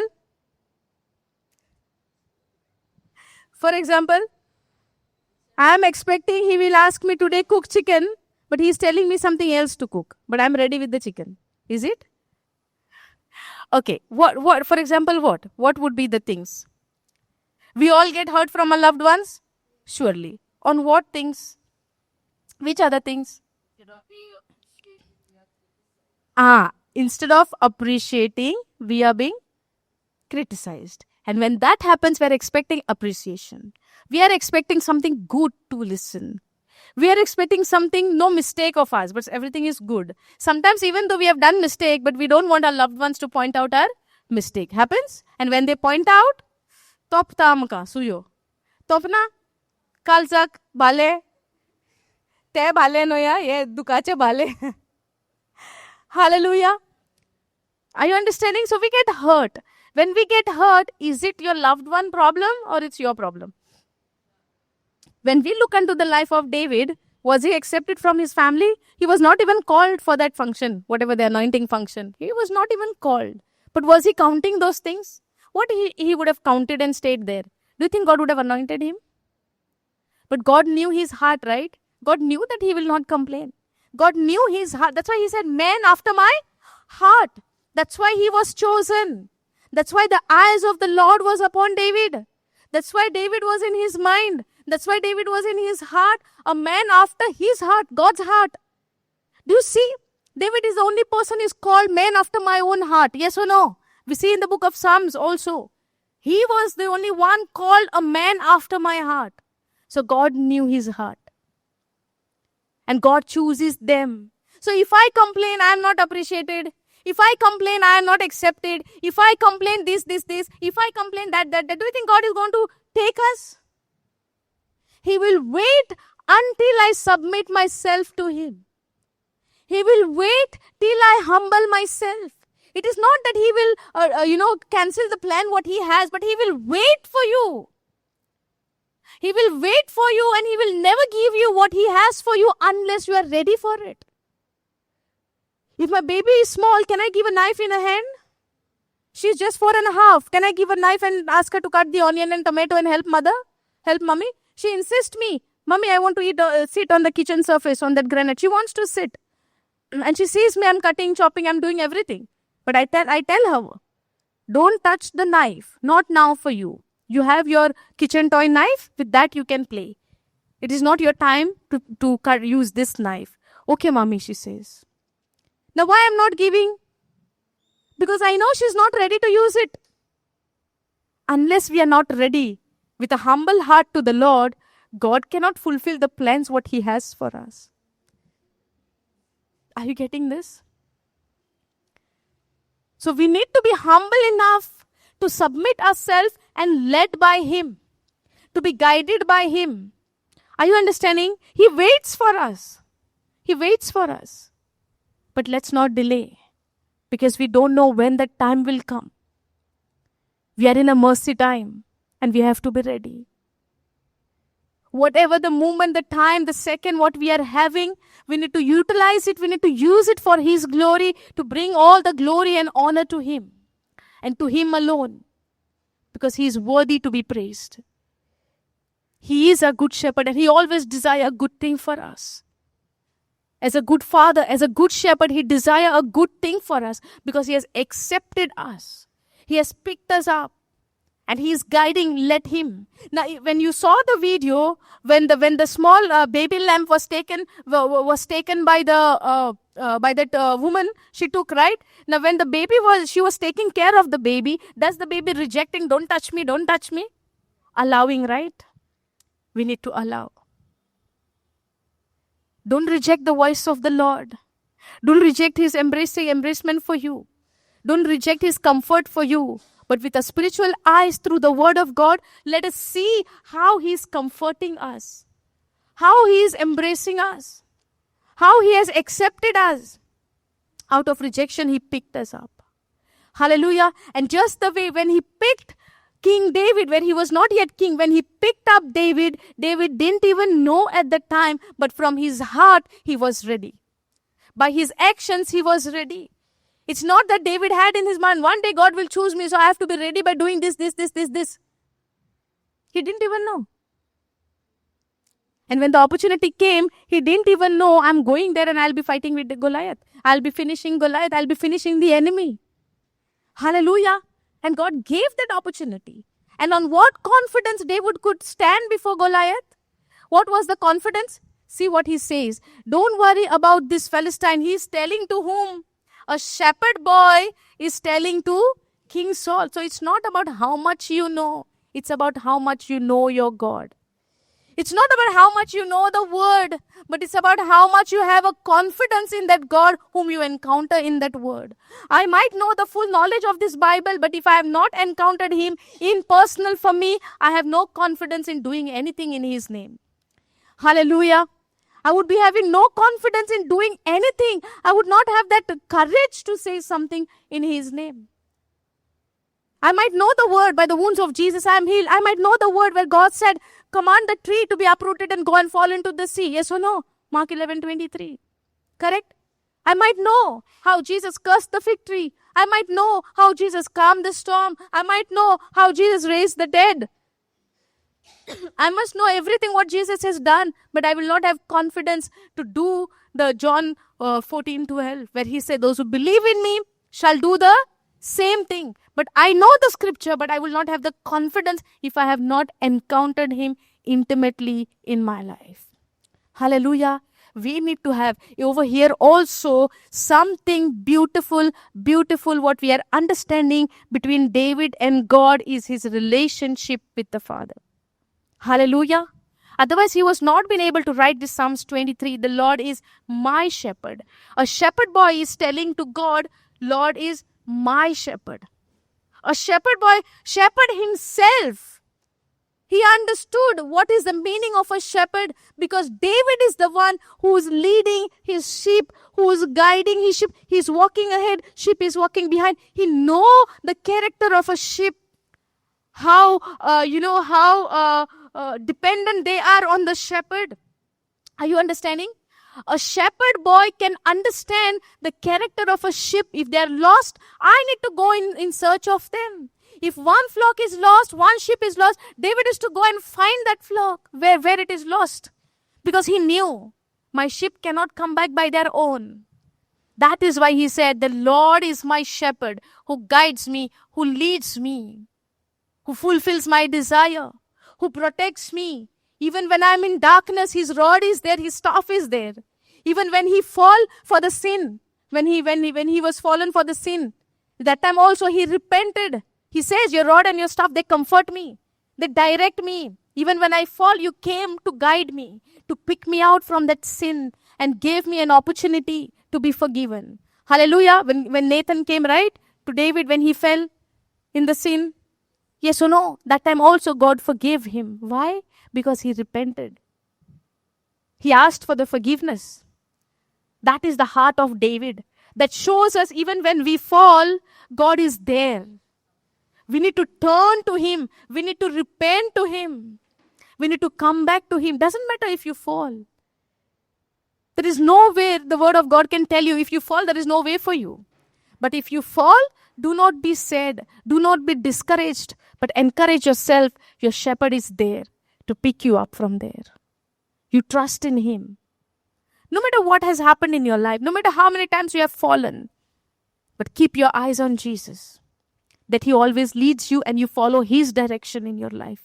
Now when we see here, look at the confidence of David. Don't worry about this Philistine. David told Saul, I'll go and fight him. Now the next line says, don't be ridiculous. Saul replied, there's no way you can fight this Philistine and possibly win. You see, What is the fearful word the King Saul is speaking? And what are the encouraging word what David is speaking? I'll go and fight with him.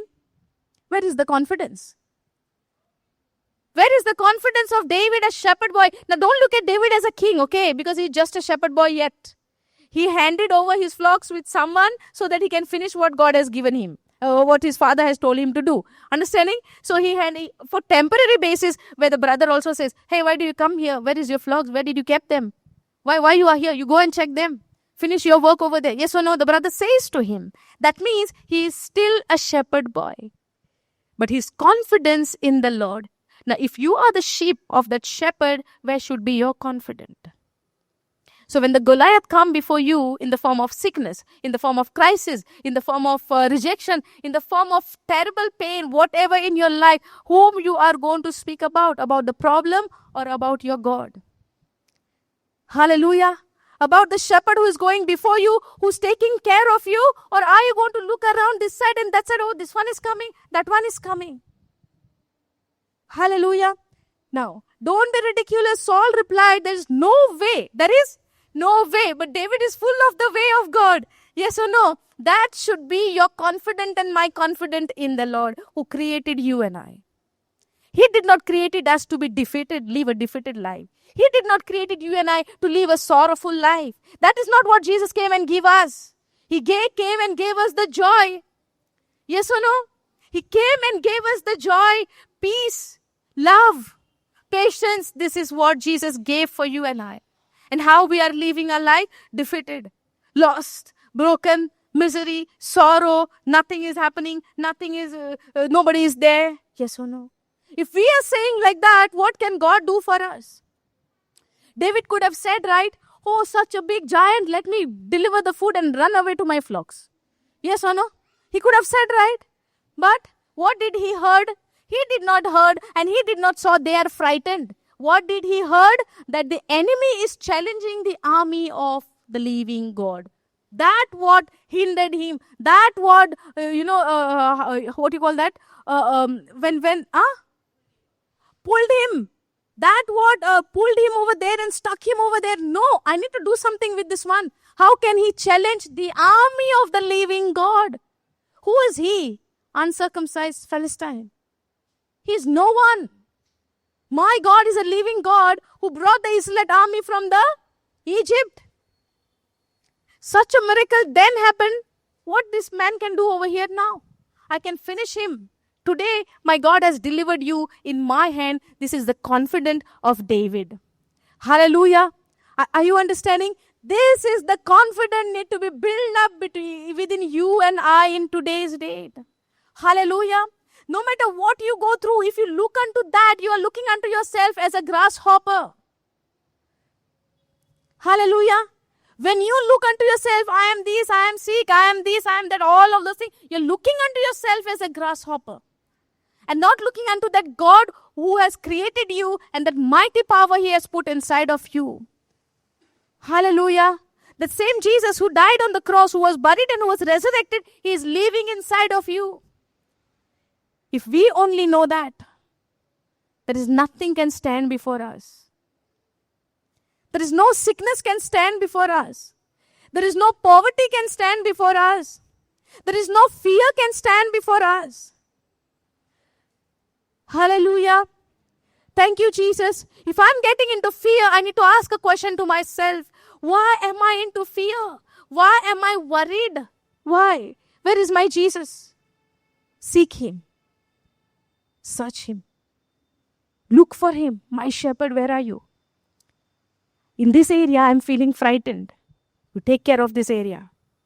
Help me to look unto you, Jesus. I don't want to get lost in this problem. I don't want to get lost in this matter. No matter can swallow me up. No problem can swallow me up. But I want to be swallowed by your word, which is living and active. I want to get down into this water called the living water. You keep me there. Help me to keep my eyes fixed on you, where no enemy can take me away from you. This should be a prayer to Him. Not by telling Him, Lord, do something. But you need to tell Him, Lord, here I am before you. standing as a ship, and you are my shepherd. You guide me, you teach me, you show me. Hallelujah. And he's longing to hear these things from you. Now the matter is, how many times in a day I'm saying these things to him? How many times? I'm calling unto his name. I'm calling him and telling him, Lord, here I am, guide me, teach me. Or I'm calling him and I'm telling him, Lord, this is my problem, that is my problem.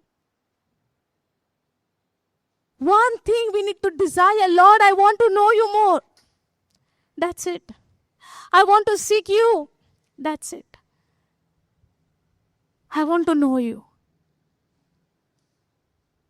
Help me, Lord, never to look left and right, but only you.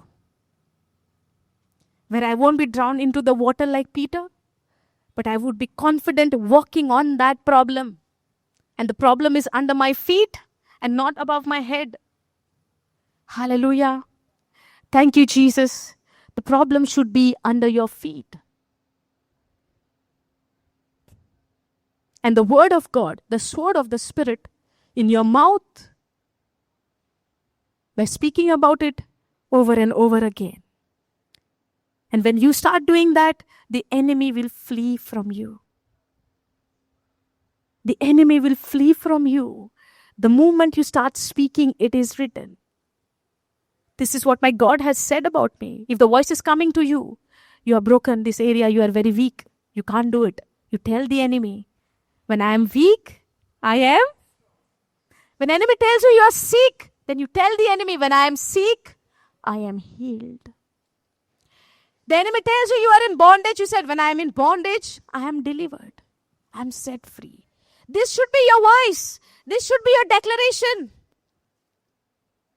This is what we need to declare over our life. Hallelujah. Thank you, Jesus. This is our labor in declaring his word day and night. And we need to learn from the life of David, where he said, the Lord is my shepherd and I shall not lack. In what confidence he is saying? Because he had that confidence because he experienced God in his life. He experienced Jehovah into his life. When he was in the wilderness, he experienced what God is doing in his life, the mighty power that he could tear apart. And from where he got that power? The fire and the anointing of the Holy Spirit, powerfully which came upon him on that day when he was anointed by Samuel. Hallelujah. And now when he was anointed, this happened. Are you not anointed? I am anointed. I am highly favored. Yes or no? If you are anointed, can enemy defeat you anymore? Enemy should run away from you. Hey, not here. There is a fire of the Holy Spirit is there. I cannot mess with this person. That should be the fear of the enemy towards you. But what we do, we open all the doors and welcome the enemy. By how? By speaking. I have this problem. I have that problem. I have this headache. I have this pain in my body. I have financial crisis. Open a mouth, open the doors. Open a mouth, open the doors. And enemy is nicely coming and ruling in those areas. Hallelujah. When our account is zero, when we don't have any finance in our account, and tomorrow I need to buy something, what will you open your mouth and say? There is no money. There is nothing in my account. You open the door and somebody is sitting on that account now, where it cannot be filled anymore. Are you understanding? This is what we do. But instead of that, speaking about the lack, if you say, I shall not lack because the Lord is my shepherd and he has provided before even I ask. Hallelujah. How about that? Yes or no? So who is responsible, me or my neighbor? Are you sure? Well, let's blame the neighbor. Your neighbor is responsible if there is any lack in your life. Maybe this side neighbor is responsible. She's not bringing you every Sunday. Hallelujah. Are you understanding? If there is any lack in my life, it is me who have not understood the provision of the Lord. If God said in Philippians 4:19, my God has supplied all my needs according to his riches in glory in Christ Jesus, then can there be any lack in my life? But if I open my mouth and say, tomorrow I have to buy that, today I don't have. If you don't have today, how you will have tomorrow? If you are crying for today also. Yes or no? The confidence will come when I start having my intimate relationship with my Father. Hallelujah. The confidence to speak the scriptures in those areas where I do not see will come only when you start having your personal fellowship with the Lord. Are you getting this? You know, children, they have confidence and relationship with their parents, right? Now, they don't know how much money parents are having in their account. Yes or no? Maybe they don't have anything. But the child will say what? Daddy, I want this. Mommy, I want that. And mommy, daddy saying, okay, I'll get for you. Now, the baby is going and telling everyone, my daddy will get, my daddy will get. Yes or no? But the child doesn't know whether the daddy could afford or no.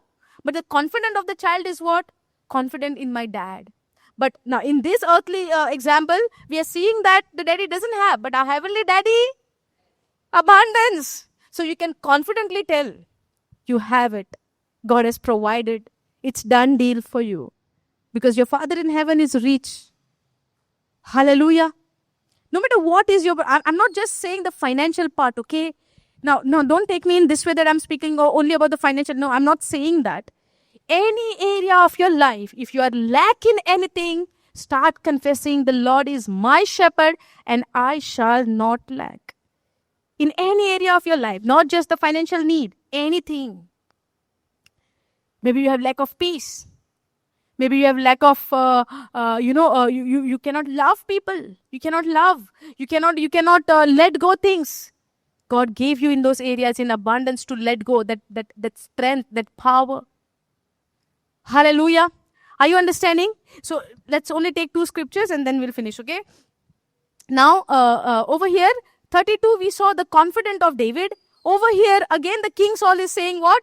Don't be ridiculous. Saul replied, there's no way you can fight this Philistine and possibly win. You are only a boy. Looking at the outer appearance. Understanding? You are only a boy and he has been a man of war since his youth. Now, Saul is glorifying whose power? Philistine's power, Goliath power. Yes or no? And telling you are a small boy. Now he's saying, but David persisted, I have been taking care of my father's sheep and goats. He said, when a lion or a bear comes to steal a lamb from the flock, I go after it with a club and rescue the lamb from its mouth.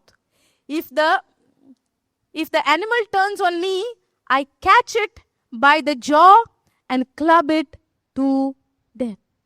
You see what did he told to Saul?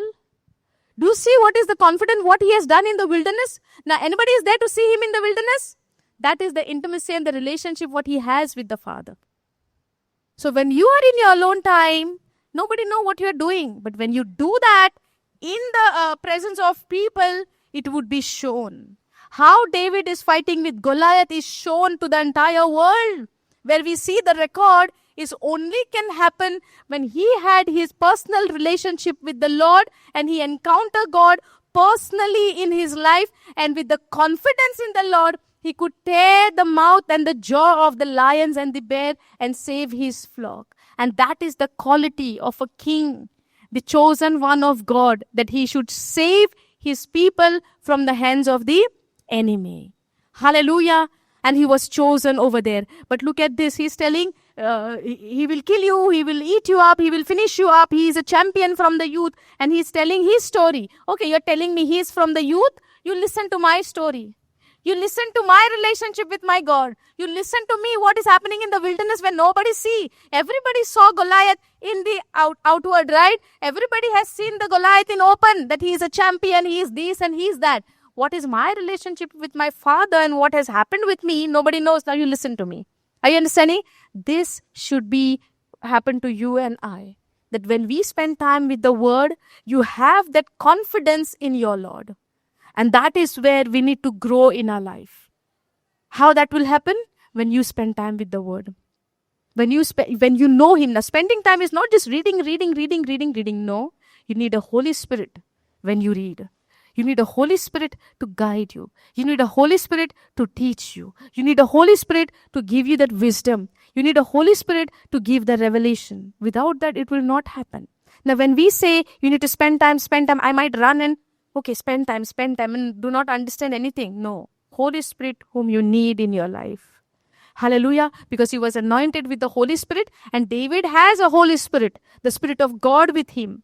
Whatever he did. Otherwise, he could not. Where the might he got? The power of the Holy Spirit. Now, I have done this to both lions and bears, and I'll do it. Oh, look at the confidence. I have done this to both the lions and the bears, and he does not stop there. You must see the confidence of David. You know, why is he writing, the Lord is my shepherd and I shall not lack? He understood his shepherd. He understood his God. Do you understand your God? Surely. Praise God. So I have done this to both lions and bears, and I'll do it to this pagan Philistine too, for he has defied the armies of the living God. Now look at his confidence. Now we are studying till 36 only. Okay, 37 also we'll read. The Lord who rescued me from the claws of the lion and the bear. Now, he's giving all the credit to him. Who rescued him? The Lord. You see now, where is his confidence? Where is our confidence? In ourselves. You should have a self-confidence, otherwise nothing will happen. Did you heard that? Yes. Now loud voice came. You need to have a self-confidence. Where is David's confidence where he fought with the lions and the bear? Can we fight with the lions and the bear? But David fought with the lions and the bear. But where was the confidence in himself? The world is teaching, right? Have confidence in yourself. Then only you can achieve this. This is for the world. But for you and I, those who believe in our Father, the creator of heaven and earth, who created you and I, our confidence should be in the Lord. Hallelujah. We should not miss any opportunity in speaking and telling about Christ to people. God will give you that. Looking at your heart, God will give you that opportunity. एक पासून आम्ही सोयेक सोडपाक जायना जेजूची बरी खबर कोणाकी सांगपाक. Nathaniel सोडले? Did he left any opportunity to speak about the Lord, what he has done with him in the wilderness?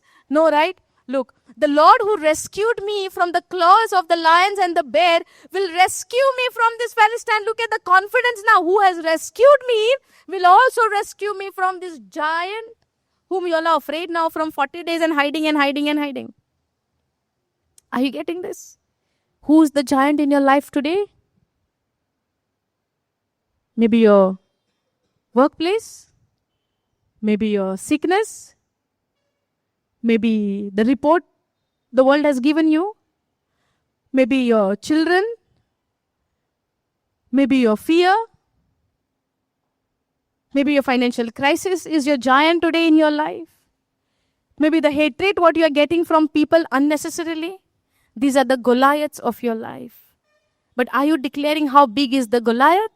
Or are we declaring how big is my God? The Lord will rescue me and has rescued me then from the claws of the lions and the bear. He will rescue me from this Philistine. Today, if any Goliath is there in your life, the promise of the Lord, God will rescue you from that Goliath. If your confidence is there in Him. Hallelujah. Thank you, Jesus. Is it a wonderful teaching God gave us today? To have confidence in Him.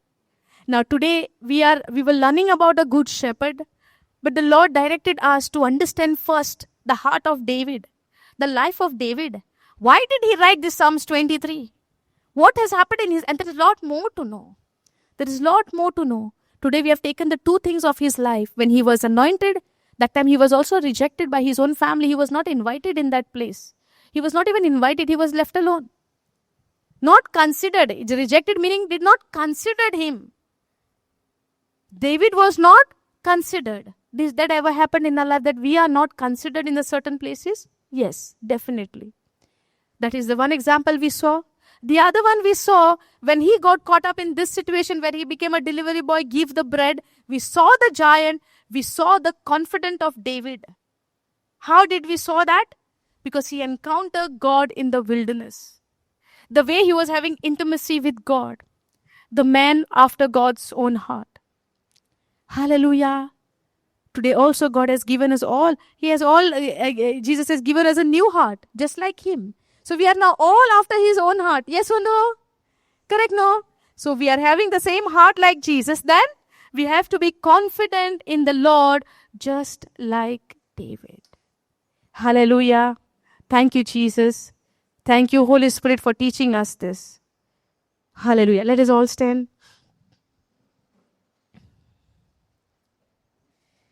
Oh, Jesus, we thank you. Oh, Lord. Let's all close eyes. We can all lift our hands up and give praises to God in this prayer. Lord, we lift ourselves to you, O Lord Jesus. We submit ourselves to you, Lord. You know the best thing for our life. Thank you for teaching us through the life of King David. How his life was when he was in the wilderness with his flocks. And how you delivered him from the paws of the lions and the bear. And the way he had the confidence in you, Lord, where he said, if my God delivered me from lions and the bear, he will deliver me from this Goliath, from this Philistine. And we believe, Lord, no matter what the Goliath is there in our life today, we believe that you will deliver us, and you have delivered us, Lord, from that giant from our life. Lord, we surrender our lives into your hand. You guide us just like David. You teach us just like David. You teach us to be humble like David, Lord, in submission to your word. Yes, Lord, we were rejected, but thank you for this good news that you have accepted us into your kingdom and given us a new life, a new hope in you, Lord Jesus. And as we are growing in your word, let your children, Lord, learn in submitting themselves to you, in the submission, and live a life unto you, Lord. Nothing for ourselves anymore, but for you, O Lord Jesus. You died for us on the cross. You shed your precious blood on the cross. And you shed that blood upon us, O Lord, to cleanse us, to wipe us clean, and give us a new heart like you. We thank you and we praise you for this beautiful teaching, for opening the eyes of our understanding, Lord, to know you more and more intimately. Lord Jesus, thank you for answering the questions of your children who seated over here, that they do not go from here empty-handed, but they go from here by receiving your word, which is living and active in their life. That they seek your kingdom and your righteousness as you add all the things which they needed in their life. Lord, we thank you. Holy Spirit, we thank you, we praise you. We thank you for teaching us, for helping us to understand and filling us with the wisdom, filling us with the spirit of wisdom to know you more and more. Thank you, O Lord. Thank you, Jesus. Thank you, Father. In Jesus' name we pray. Amen. Amen. Let's give a big hand to the Lord. Hallelujah.